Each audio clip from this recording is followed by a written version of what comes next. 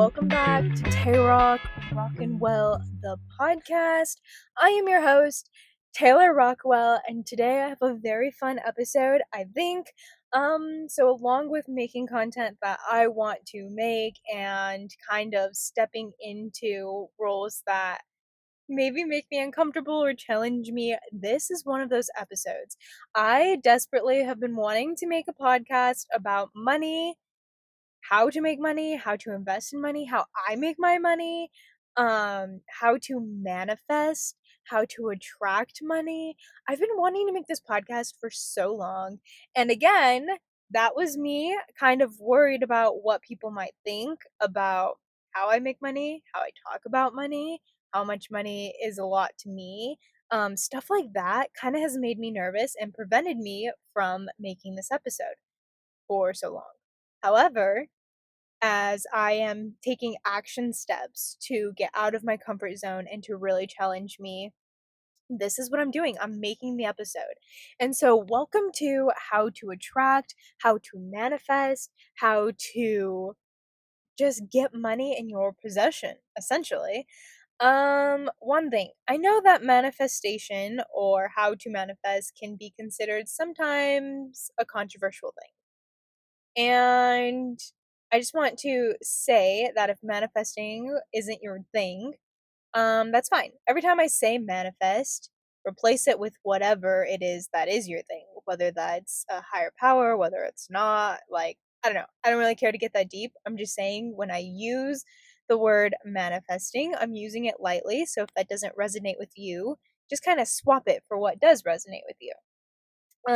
Also it's 101 degrees right now. It is so hot and I'm going to try my hardest to keep my phone cool. Hopefully it doesn't overheat this week, but no promises. I'm sitting in my passenger seat because the driver's seat is like full sun and I'm like, no thank you. So I'm sitting in the passenger seat. I got the lake view. Perfect. All right. So let's get started. How is everyone this week? I have my notes down here, so if I'm going to be looking down, just know that's what I'm looking at. So anyway, how is everybody this week? How are you? Before we start, think of something you're grateful for. I'm grateful for my mobility. This morning I went to a cycling class and it just felt really good to move my body. And so today I'm grateful for my mobility and my desire and my capability of working out. You know, that's something I don't want to take for granted, so I'm grateful for it. So what are you grateful for? Take a moment to show gratitude to something or someone in your life today. So I think I should start from the beginning. And the beginning is I once read this book and it's called How to Make Money Like a Badass. I meant to bring it, but I forgot it inside. But essentially the book is about how to make money. And when I first read this book, I thought it was going to be about how to, like, different business adventures you can embark in to make yourself money. And I was surprised to find out that the book is actually about how to manifest money, how to attract money into your life, regardless of whatever your occupation may be. And this book honestly has changed my life because I read it once and I read it maybe 2 years ago and I still utilize the concepts in this book today, and now it's just a part of my daily practice. And I probably should reread the book because I was trying to think about what the book really said and talked about when I was making these notes, and I didn't really know. So I am probably going to read it again here shortly. But the book changed my life. Why? Why did it change my life? One is, it really talks about your relationship with money. It really breaks down what is your relationship with money? Why is your relationship with money that way? And then secondly, it kind of talks on how to improve it. How to improve your relationship with money. It talks about how you speak about money, how you think about money, how you perceive money, And it really was a lot of exercises. There's like exercises in the book to help you like identify how you talk and think about money. And it really resonated with me because I've never actually took that viewpoint of money, how I think about money, how I attract money, nothing. And so this book forced me to do that. And I'm so grateful for that push to actually think about money in that way because it's influenced me a lot in my life and how I attract and make money today.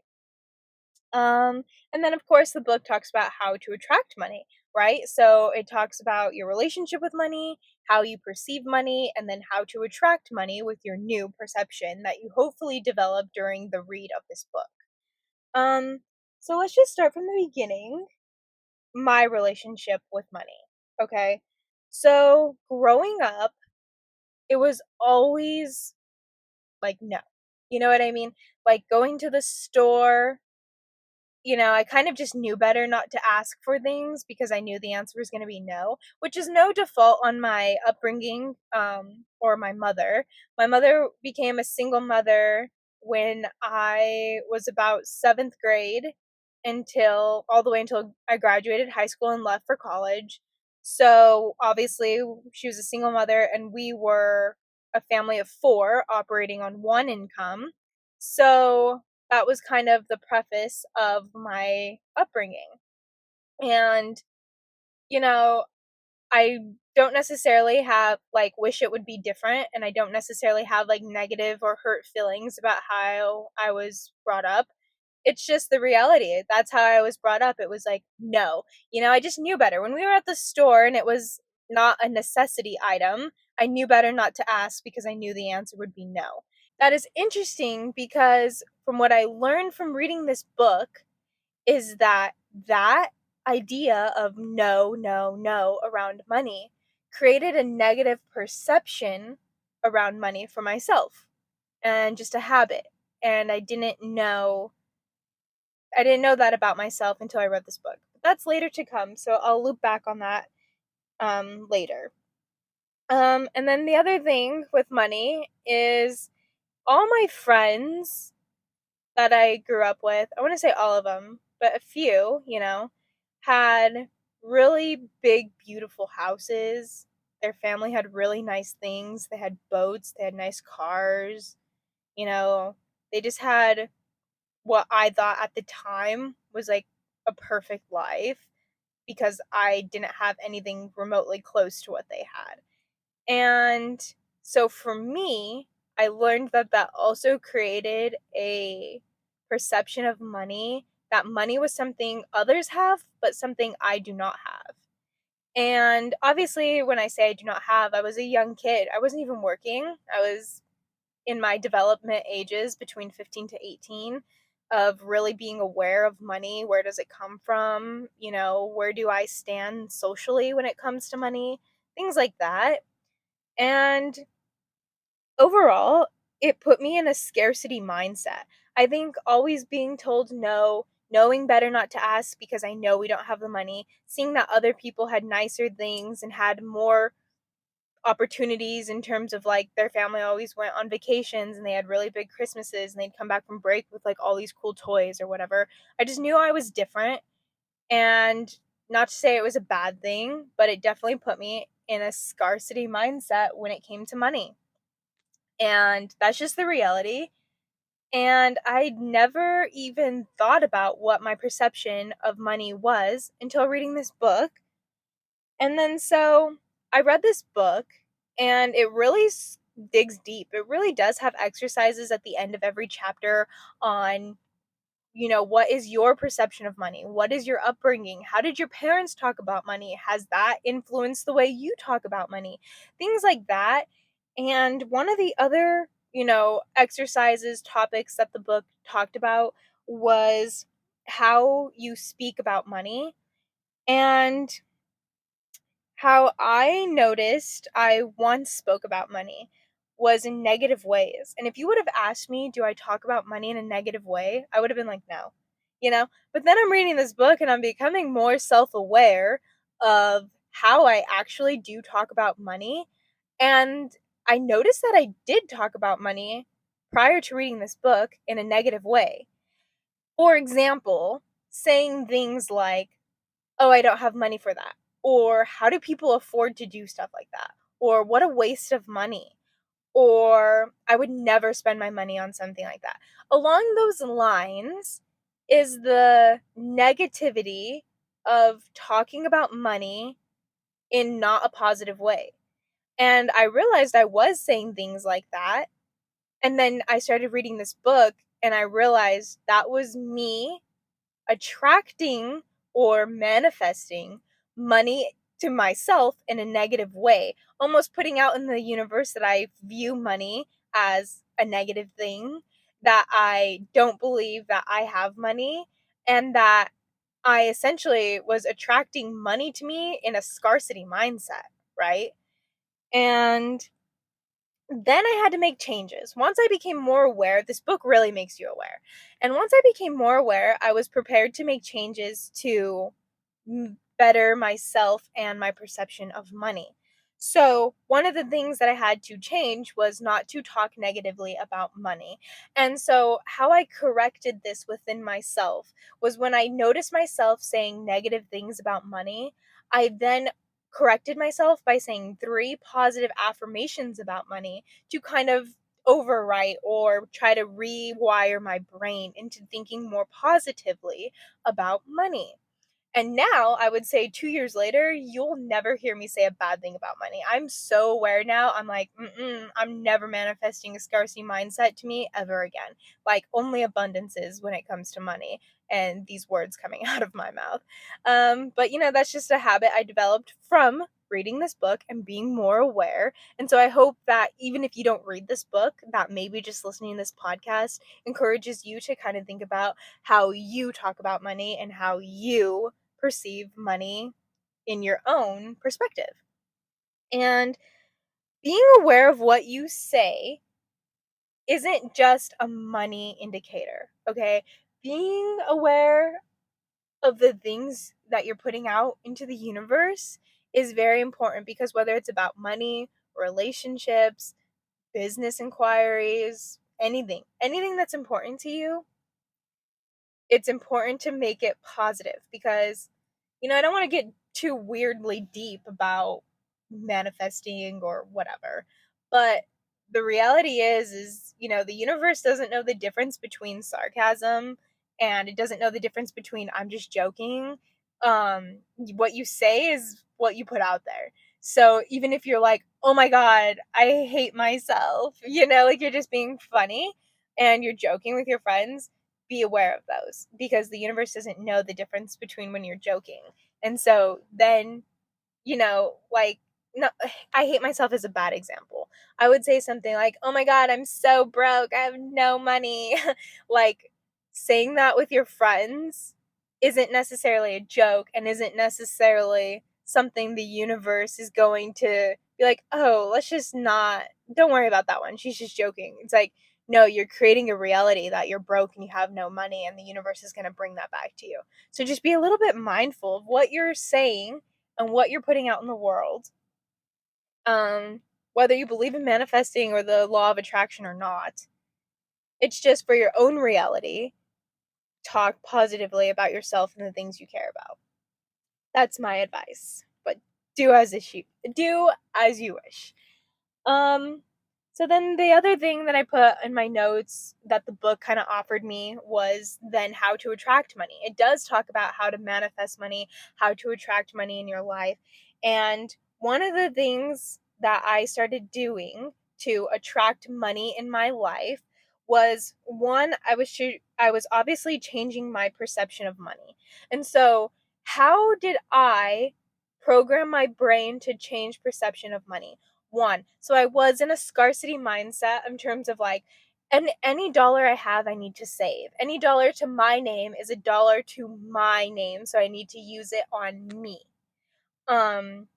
Scarcity mindset. And I wanted an abundance mindset.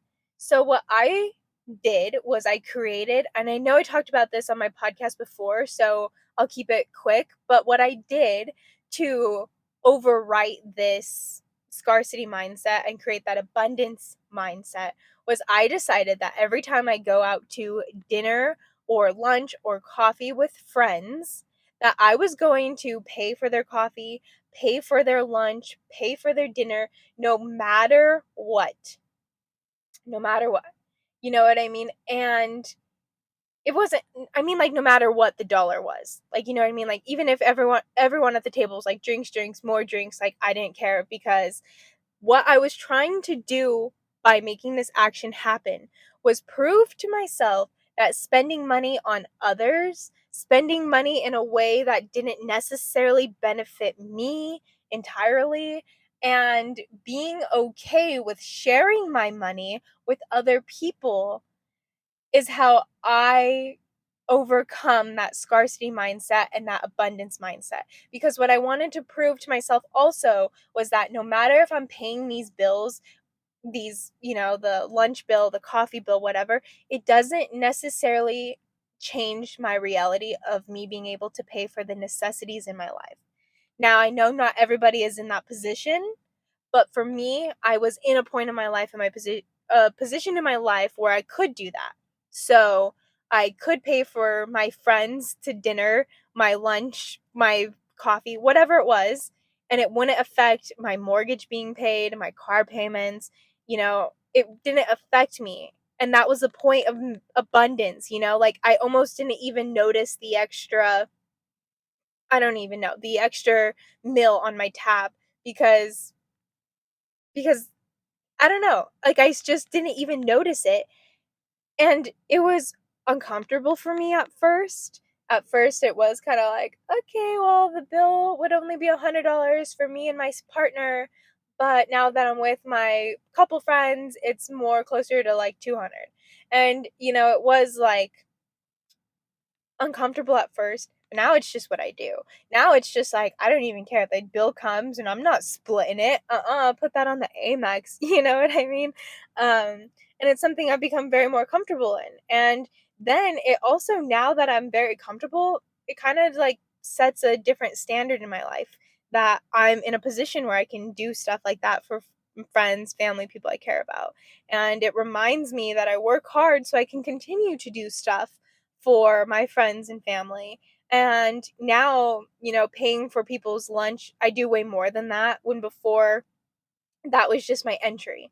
And so kind of ask yourself, am I acting in scarcity mindset? And if I am, what could I do to overwrite that and practice getting more comfortable in the abundance mindset?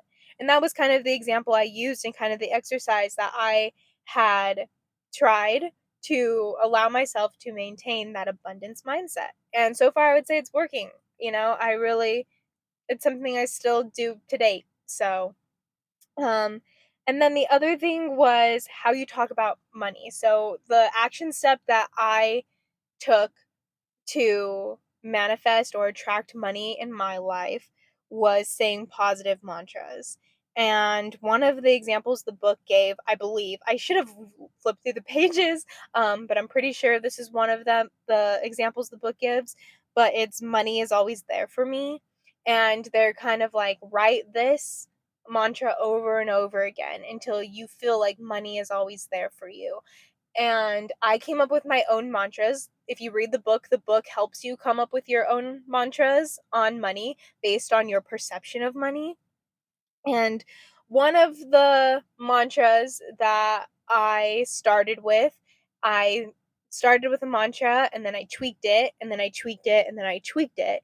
And now all the little tweaks have come to this mantra. And this is one of my favorite mantras. I write this mantra everywhere on all my notepads. I just think about it when I'm feeling a little down. And the mantra is, opportunities come to me easily and often. Opportunities come to me easily and often.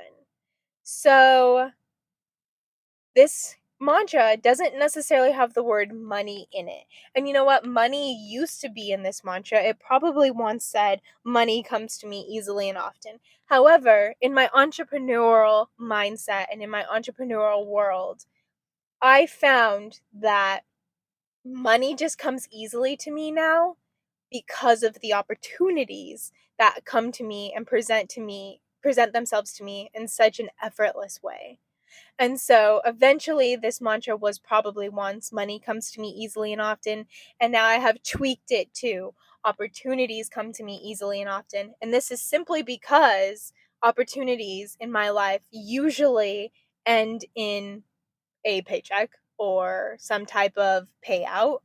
And so my favorite mantra is opportunities come to me easily and often. And that is kind of my mantra that resonates around money and my success in terms of how I make money.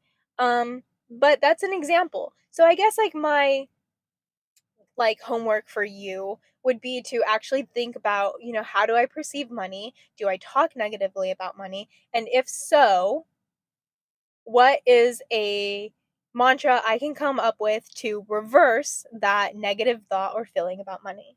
And so that's also kind of what the book does. So if you wanted to read this book, I encourage you to do it. But if you don't, that's kind of what the exercises like what they kind of are. So that is kind of what the book taught me. That's the roundup. It talked to me simply about my relationship with money, how I speak about money, and how I attract money. And it's how you attract money is simply how you perceive money, how you talk about money, and then your mantras. How do you welcome money into your life with open hands and open, you know, willingness to attract money into your life. And so once you develop that trust to once you first fix your relationship with money, fix the way you speak about it, fix then your relationship with money entirely, then the fun part comes, because this is where the leaps of faith come.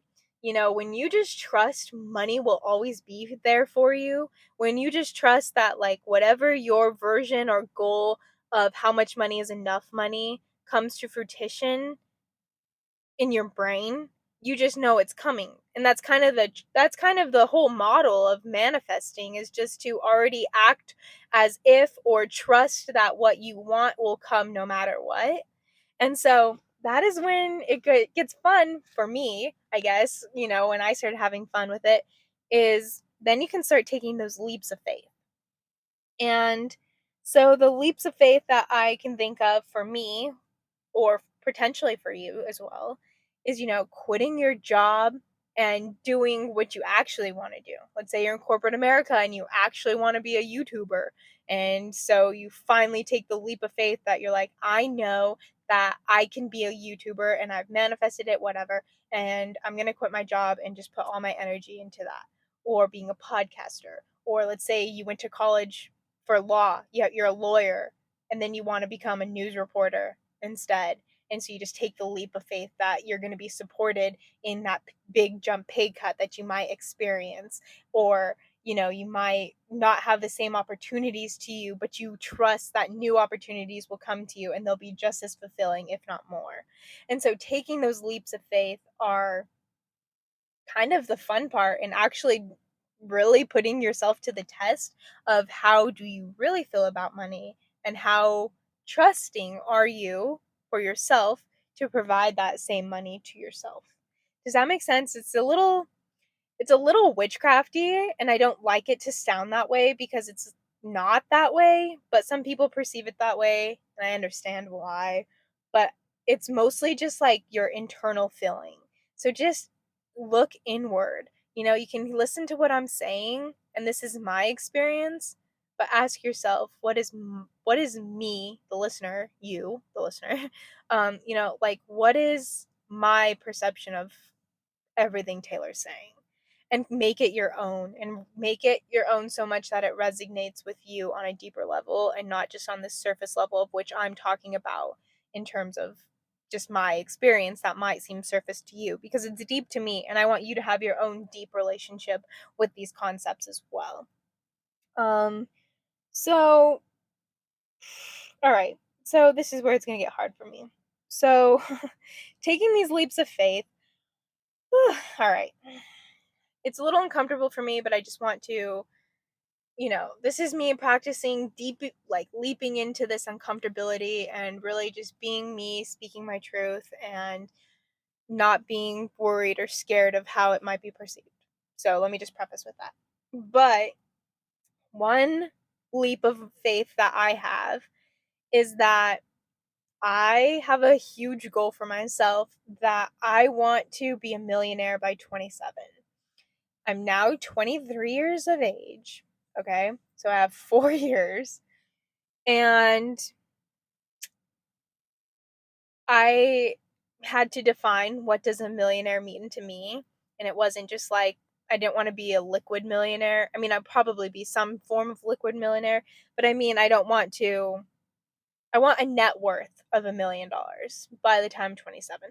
And also, I'm aware that when you make these goals, putting ages and stuff on it isn't necessarily what you're supposed to do. They say don't put like time periods or time frames on certain goals. But for me, I just feel like that's the age where I can do it. Not necessarily the age, the time frame. I think in 4 years, I can become a millionaire. And I'll just be honest, this is me being uncomfortable. When I first decided I wanted to be a millionaire, I had to do the uncomfortable and figure out what my net worth was at that time. So I downloaded an app called NerdWallet. This is not sponsored, obviously. But I downloaded NerdWallet and my net worth was negative $15,000. Okay. And I don't think that was necessarily something I wanted to see or even expected, but to me, it was like something I needed to know where my starting point was. So I think I did that last year in October in 2021, and it's September of 2022. And I did start putting like energy towards really increasing my net worth and really taking my goal of being a millionaire seriously and not just saying it, but actually putting action behind it and then trusting that it'll come to me because I'm putting action behind it. And so it's been about a year and my net worth is about $109,000. So I'm about a tenth of the way there to becoming a millionaire. 10%, right? 100,000 is 10% of a million. Yeah. Yeah. So I'm about 10% of the way to my goal, but I'm also a little bit more than 10% because I was negative 15,000. So to even have a net worth of $0, I had to get that $15,000 up. So I would give myself a little bit more percentage grace because I had to also come from the negative to then the positive. So anyway, that I'm just talking openly. And so when I do talk openly and I do talk about my goals, so my goal is to be a millionaire or have a net worth of $1 million by 27. Then maybe this goal will change in the future, but kind of where I'm going off of is that I want to then have 5 million by 30 and 10 million by 35. Now, this is where I become uncomfortable because sometimes I get nervous that when I say those things, that people might judge me for saying I want $10 million in my name by the age of 35 because I don't want them to perceive me as a greedy person.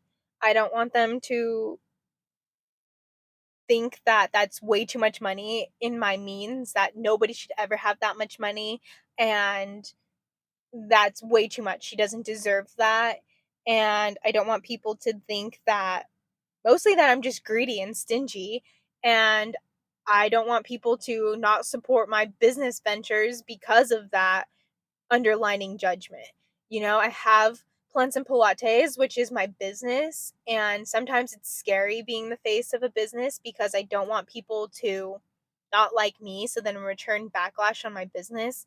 So when I tell people like, "Oh, I want to make I want, $10 million by this age or whatever." I don't want people to think, oh, well, I don't want to support a business because the business owner is just all she cares about is money. You know what I mean? And like, that's where my insecurity comes in because that's just like the furthest from the truth. And I'm on my own journey and my own relationship with money still. The fact that I even have a net worth of $100,000 anyway is mind-boggling to me, because I used to once perceive that as like a lot of money, and maybe if I was like a little bit younger and I'd be like, yeah, in 5 years you're gonna have this net worth, I would have been like, no way, or like geeking out a little bit. And then now I'm like, oh, I'm only a tenth of the way to my goal. You know what I mean? Like, perception is everything. But I'm still on my own journey with money, and I'm still figuring out my own relationship with money. And I don't want to say that this is definitive, because I'm sure by the time I am 27 and I do have that $1 million, and the time I'm 30 and I am in access of $5 million, that my perception of money is going to change. But what I want to always remain the same is a positive perception of money. And so I guess what I wrote here in my notes is that feeling judged by others because they think that that's too much money, or that I'm a greedy person, or they don't want to support my business adventures because they just want to not support a business with a CEO like me, or something like that. What I'm realizing is that has nothing to do with anybody else. Like, that's just facts. I don't even know if that fear of being judged is even a real fear, to be honest. Like, I don't even know if there's people out there that are like that. I mean, sure, there might be, but what I figured out in journaling and writing this is those are my own beliefs. You know what I mean? I'm projecting my beliefs on other people. Not that they're my beliefs, that's not it. They're not my beliefs. They're my insecurities. Those are my insecurities that I'm projecting on other people, thinking that they're going to project on me. And so I'm trying to work through that and not be so, like, again, talking about money and talking positively about money. I'm trying to maintain a good relationship with money. And when I get scared of saying, oh, I want to make $5 million in 7 years, it's like, why do I feel uncomfortable saying that? You know what I mean? Like, I even today need to work on my relationship with money, even though I've come so far. And I would even say I've come far enough to even make a podcast to help you in your relationship with money. It's still a relationship that I'm actively working on, and probably will forever have to work on as I continue to bring wealth and new forms of income and streams of money to me. Because I, as an entrepreneur, and as somebody who didn't have money growing up, and now am in my adult life making money for myself and experiencing what it means to make money for myself through my new adulthood, is a whole new experience for me. And I'm just trying to let the experience be what it is, and grow with the experience, and grow with myself as I develop new relationships with money. And so I guess, like, my goal, just speaking honestly, is like, I am going to not judge well, I don't think I judge myself when I say I want that much money, but I want to take the pressure of feeling like others might be judging me. And I want to take that pressure off of me. And I want to not be scared of people not supporting my business of plants and pilates, or not supporting watching my podcast, or watching my other content creation, or not wanting to work with me as a real estate agent because they just think I'm in it for the money. Because I know for myself that it's not, because I'm about to read off, ways I make money, and you'll find that a lot of the things are things I make money to actually work for money, and then some of them that are just like my own personal, just fun projects that just happen to make money. And it's because I've manifested money coming to me easily and often. But so I guess, like, let's wrap it up a little bit. What is your perception of money? Do you put any negative clauses when it comes to money onto yourself? And if so, how are you going to take them off? Because I want to take these pressures off of myself, and I'm going to be working on it, and I have been working on it. I've been aware of these beliefs of like scarcity of me talking about money. That's why I've waited so long to make this podcast. I didn't want to put on the podcast, hey everybody, I want millions of dollars, and people to think I'm stingy. Like, that's why I've been putting this off. But I know there's other people out there like me who want to learn, how are other people making money? Like, what are people doing? And, I want to do it too. And so that's why I'm making this video. And I'm also making this video to overcome my fears and to really take control over my perception of myself, money, beliefs, other people. You heard the episode a couple weeks ago. So that's what I'm working on. And so, with that being said, I want to talk about ways I make money. Because as an entrepreneur, what does that mean? When people say, "What do you do?" and you're like, "I'm an entrepreneur," they're like, okay, you know what I mean? And so I make money in a few different ways, and I'm sharing these with you to hopefully inspire you to maybe do something similar. Maybe be, oh yeah, I've never thought about that. I should do that. And just to kind of share with you, because I feel like I make money in cool ways. Sometimes I'm kind of like, when people are like, how do you, like, what do you do? And I'm like, oh, I do this, this, this, and this, and this. Like, how do you? And so it's kind of just like fun. So I just want to share with you, and this is very lighthearted, and obviously my insecurities are shining a little bit, but this is me just being honest, and I'm working on it. So thank you for being patient with me as I work through my honesty, and just thank you. Okay, so the first way I make money, which is my main, like, not main, but consistent, constant stream of revenue, and that is that I am on Plants and Pilates payroll. So Plants and Pilates is my business, and I work hourly for Plants and Pilates. So I'm employed by Plants and Pilates. I like to call it my day job. I get paid hourly, and that is my check that comes every 2 weeks from Plants and Pilates. So that is my first way of making money. My second is obviously my podcast. I make money on this podcast. So if you're listening, thank you, appreciate you. If you're watching the YouTube video, I don't make money on YouTube yet, but I do make money on the audio listeners. So one of the things that I have here on ways I do want to make money is in YouTube. I am making YouTube creations now. I'm making a visual podcast, and I'm making actual YouTube videos. And that to me is a passion project. However, opportunities come to me easily and often, and I know eventually I'll be able to monetize my YouTube channel, and that'll be a fourth stream of income. Around fourth? Wait, payroll, podcast, YouTube. So that would be my 3 stream of income. It's not yet, but I hope in the future it will be, and I know in the future it will be. So that is another way that I will hopefully be making money. The fourth thing, so I have my own Tesla, and my husband's friend went on deployment, and he also had a Tesla. And when he was gone, we were renting out that Tesla on Turo, and we were splitting the profits 50-50.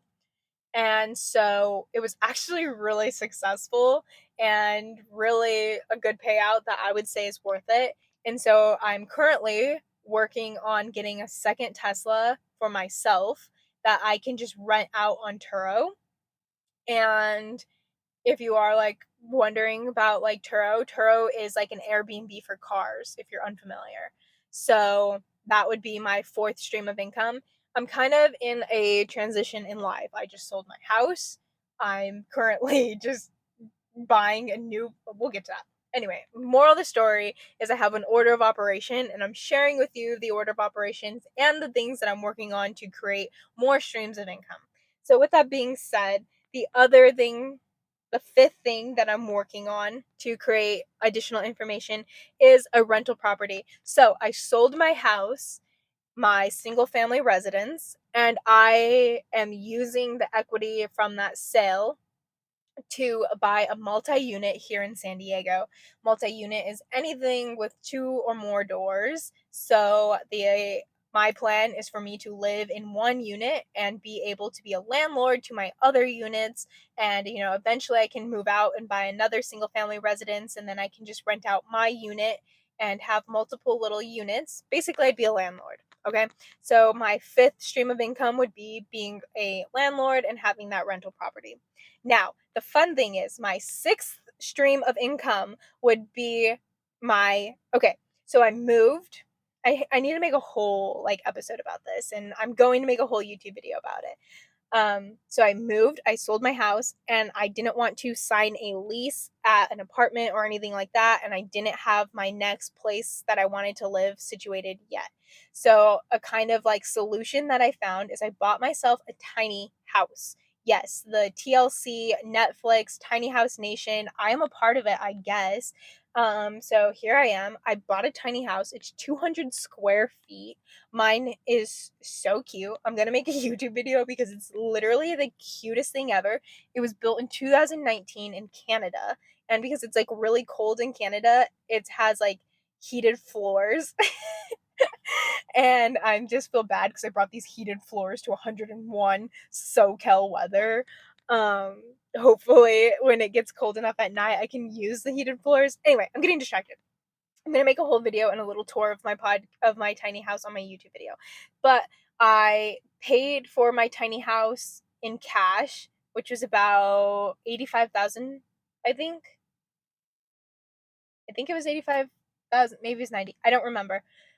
I paid for it in cash, which I wouldn't have done if I didn't think it would be a good investment for Airbnb. So when I buy my multi-unit, my plan is then to take my little tiny house of 200 square feet and put it on my property and Airbnb the tiny house. And so once I'm Airbnb-ing the tiny house, that initial investment that I bought buying the tiny house in cash will hopefully pay itself off, and then in return I will then be gaining capital gains on the tiny house doing Airbnb, or maybe I'll find a long-term rental resident to live in the rental, which again that would just fulfill my landlord duty. But that is my sixth stream of income that I'm working on. And then my seventh stream of income, I guess, is dividends. I invest in the stock market.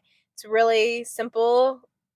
I mean, the stock market isn't simple, but the concept of which I invest in the stock market is simple. I invest in um, stocks that have dividends, and then I just use whatever dividend payout I get to just invest right back into the stock. So it's like an endless cycle, and it's just kind of how I'm building my portfolio. I'm just taking any profits from my dividends and putting them back into the stock. Then I get a bigger profit, then I put it back in the stock, then I get a bigger profit and put it back in the stock. It's just the endless cycle. So I make money off of my dividends. However, my goal is not to spend that money. The goal is to just invest it back into itself. So even though I would consider it to be a stream of income, it's not a way that I necessarily make Target money, Target Lululemon money, but it is a way that I am practicing and actively building my wealth and my portfolio. And then finally, are we on eight? 1, 2, 3, 4, 5, 6, 7, 8. Go me. Pat on the back, Tayrock. The eighth thing that I'm doing, as I mentioned in another podcast episode, I am getting my real estate license, and I am getting my real estate license for a multitude of reasons, but one one reason that I'm kind of figuring out is as I'm getting my real estate license, I'm kind of starting to see more of a potential in real estate. And I'm starting to think maybe I should take it a little bit more serious than I intended to in the beginning. In the beginning, I was like, oh, I'll just be the real estate agent in my own transactions when I'm buying my own property, when I'm selling my own property, and when my friends need an agent, I'll be here. But as I'm in school and as I'm in training and as I'm working with my current brokerage, I'm learning that maybe I should take this opportunity a little bit more seriously. And I am taking it a little bit more seriously. And I really do think that this could be the just my eighth my eighth stream of income. So that's it. Those are my current streams of income, and then the streams of income that I'm actively working on to make long term. Now that I kind of said what my 8 streams of income are, and now that I also said I want to be a multi-millionaire in my lifetime, that is when manifesting and attracting comes into play. So the point is to fix your relationship with money, understand your relationship with money, just try to perfect your relationship with money, and then to trust that anything you do revolving money, business transactions, whatever, will pay off because you have attracted a positive abundance of money into your life. So does that make sense? Did I full close the circle? I don't want to leave any of you behind. Like, I don't want to over explain it, but also I want to make sure that we bring it home, you know? Having that good form. So, like, for me, let's just talk about it. So, for me, having this positive relationship with money and putting in the work and reflecting on my viewpoints on money has then allowed me to just trust in the universe, just trust in myself as my investor, that I know that I will be a multimillionaire in this life because I'm putting in the work. I'm obviously doing what I need to do to have multiple streams of income. And then also, I know that money and opportunities come to me easily and often. And so that's that's my home run right there. That's all I have to say. That's kind of my experience with the book, with how I implemented the book, what I'm currently doing, and overcoming my fears of talking about money, because money shouldn't be a taboo thing. It's kind of interesting when people do talk about how they make money, and it is in unconventional ways, such as Turo or even Airbnb or having a business or whatever it might be. Um, so yeah. This podcast is getting long, so before it gets any longer, I'm going to wrap it up. Tell me what you thought about this episode. Message me on Instagram, Taylor_Rockwell. Tell me what you thought. Tell me unconventional or conventional ways that you make money. What is your sources of money? What are ambitions you have or different ways you plan to make money? Talk to me. I love entrepreneurs, and with entrepreneurship comes money and business, and I love talking about it. And I feel sad that I haven't talked about it, and I want to talk more about it. So if you have questions, message me. If you want me to talk about something else, message me. Anyway, wrapping it up. Have a good week. Happy Friday. It is Friday. Everybody get their batteries recharged, get that money, get those good abundance thoughts coming through. And I'll see you in the next episode. Bye.